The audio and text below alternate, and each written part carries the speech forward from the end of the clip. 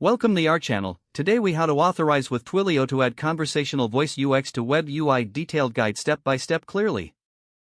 Begin by creating an account on the Twilio website. Once registered, log in to your Twilio console. Navigate to the dashboard to access your Twilio products. Locate the programmable voice section in the left-hand menu. Click on it to open voice-related features. Next, you will need to get your Twilio phone number. Select the phone numbers option from the menu. Click on the Buy a Number button and choose a number that suits your needs. Make sure the number you select has voice capabilities. After purchasing your number, navigate to the Settings tab.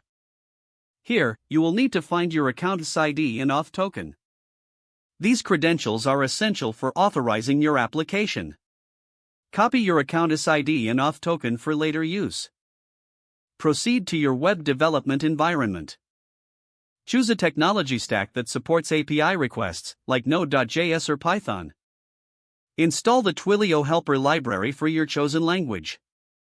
For Node.js, use npm to install the package with the command npm install Twilio.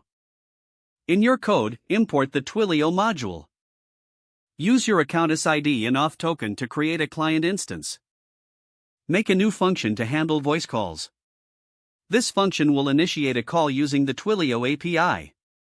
Define the call parameters, including the Twilio number and the recipient number.